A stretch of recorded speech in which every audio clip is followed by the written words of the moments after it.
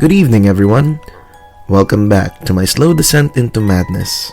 This is the Dark R podcast, and I am your host, KDG, hater of the sun and alleged vampire. Jury's still out. Before we start, I'd like to point out that this podcast is a work of fiction. Any resemblance to any existing person, living or dead, is purely coincidental. The aim of this podcast is to entertain and nothing else. Have you ever watched a horror movie and found a character who seems to know what's happening? The resident nerd who reads about the folklore and tells the main characters what they need to do? Well, over the years, people around me have constantly told me that I was that guy. Fortunately, we don't live in a horror movie, but all the same, I'd like to help my listeners out, just in case they do manage to encounter the unexplained. For tonight's topic, I came across a fresh retelling of the vampire lore. This tale came all the way from Ireland, and I'm very glad to have found it because the only topic that I know that's more overplayed than zombies are vampires. Following the rise of the vampire-related media in the early 2000s, people have become more and more desensitized with the lore. It really doesn't help that in the 2010s, the vampires were made into sex symbols and played off as an ironic curse, which is really not that far off brand from what they were supposed to be. In any case, the topic we have tonight makes the vampiric lore a bit more creepy in the traditional sense, not in the 100 years old but I'm in love with a teenager kind of creepy. Tonight, I'll be discussing the Lord of Abhartach, who or what he is, what's his deal, and by the end of this episode, you'll have a pretty good grasp on the Irish vampire lore. So sit back, relax, and enjoy as we discuss Ireland's very own depiction of the vampire legend Abhartach.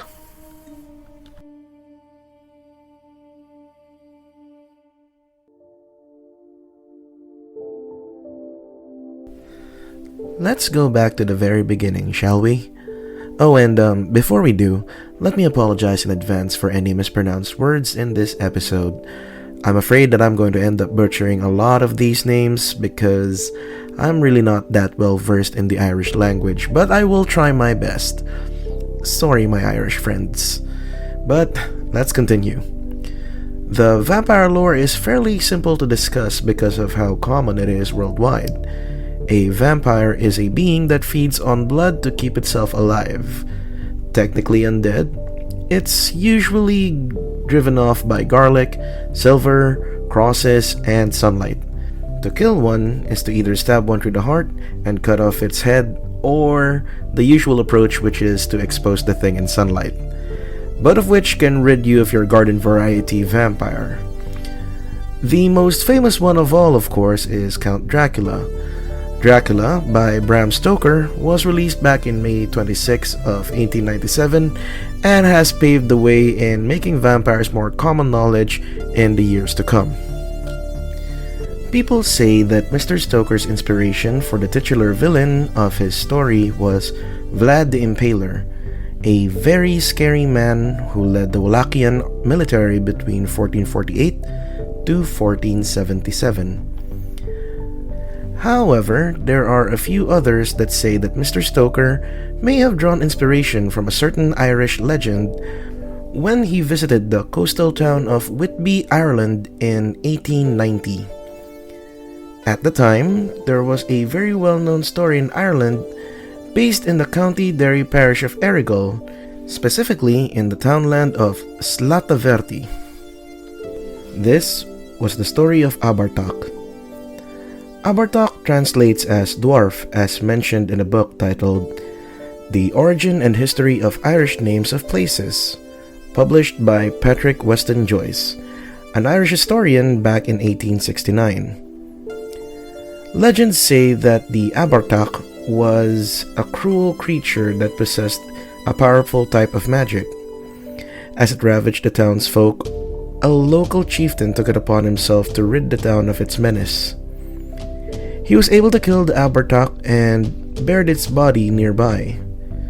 However, the next day, the Abhartach was back to terrorize the town, who was again in turn killed and buried again by the chieftain. On the third day, sure enough, the Abhartach has revived and wreaked havoc yet again.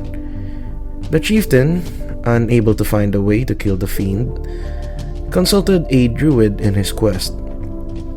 The druid says that when the Abhartach is killed, he must bury it upside down to nullify its magic. The chieftain did so, and to everyone's relief, the Abhartach was never seen again.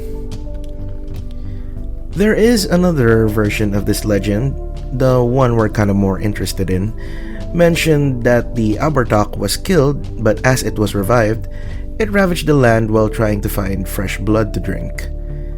In this legend, the chieftain, now named Cathane, consults a saint instead of a druid.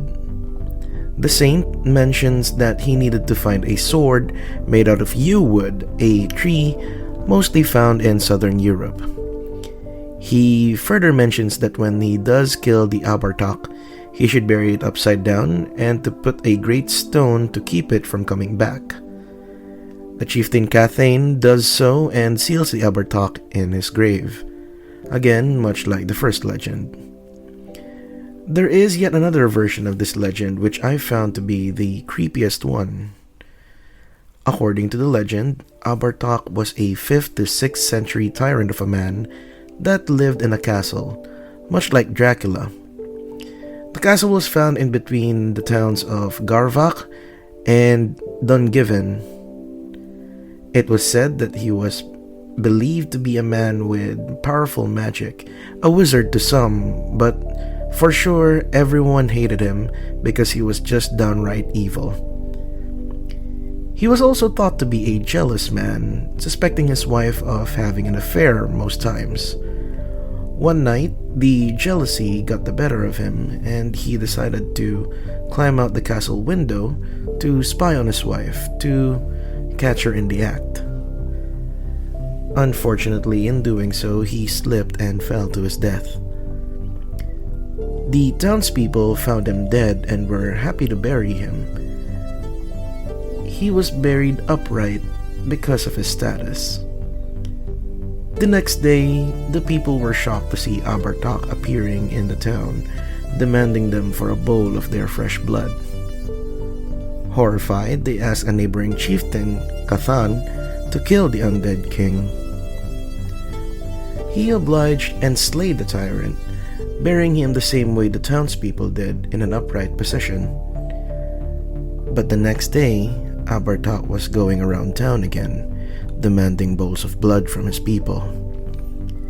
Seeking counsel from Eogon, a local saint, he was told to pierce the monster's heart with a sword made out of yew wood and to bury the monster upside down. Once this is done, he was to put a heavy stone slab over the grave to make sure that Abhartach would never rise again. Cathan did what he was told, and Abhartach was never heard from again. However, Eogon mentioned that should the stone slab be removed or disturbed in any way, Abhartach will rise again, demanding blood from his people. So to this day, he lies beneath his slab in a place called Leacht Abhartach or Slot Abhartach. Even now, the local people would be wary of the site and would report bad experiences when passing by. Can you just imagine the horror of that story should his grave be disturbed for some reason? Imagine stumbling upon a giant stone slab overturned near an empty grave while you're on vacation in Ireland. You wonder why there's no one around the small hill, but then you hear something scraping along behind you. You take a look around and it's a rotting abomination in the shape of a man, bowl in hand. You look into its eyes and the last thing you hear is a voice saying, "Give me your blood."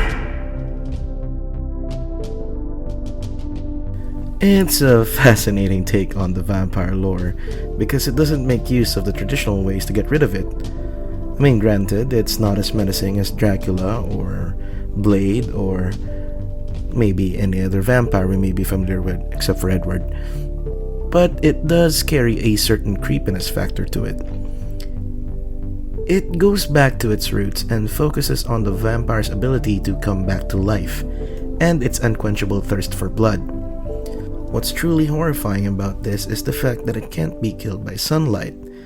We take vampire lore for granted because whatever happens, when the morning comes, there is salvation. Abhartach, on the other hand, does not care about the sun. He will rise up from his grave and demand you for your blood. However, it does show another interesting point about stakes in vampires. People are often told to drive a stake through a vampire's heart to kill it, wherein the original was to specifically use a wooden stake and to cut off the vampire's head. We can see this in Abhartach's story too, as he can only be stopped by finding yew wood and driving it through its heart. So I guess in conclusion, this is pretty straightforward.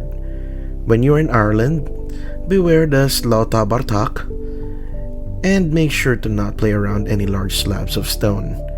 You'll never know who or what can be underneath it.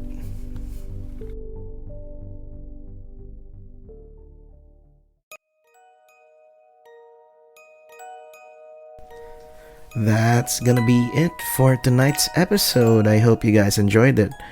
I'm very glad to have covered something I've never known before, and if you really enjoyed the story of Abhartach, I highly recommend the movie Boys from County Hell, as it focuses on a group of Irish bros who awaken him, accidentally. I watched that movie last week and I enjoyed it so much that I swore I wanted to do this episode, and I'm very glad that I did, because it brings a little bit of a fresh take on vampires, and I'm pretty sure not a lot of people know about this, so hopefully you take a look at it for yourself. If you like content like this and you want to see more, you can check out previous episodes of the Dark R podcast here on my channel. I made a playlist for it to make it easy for everyone. You can also listen to the Dark R podcast on Spotify and all other podcast playing services. Also, Spotify has already started putting in ratings for podcasts recently, so if you like the podcast, I would highly appreciate it if you can give me a rating. I hope you guys are staying safe out there. Again, this has been the Dark R podcast, and I am your host, KDG, saying good fright and good night.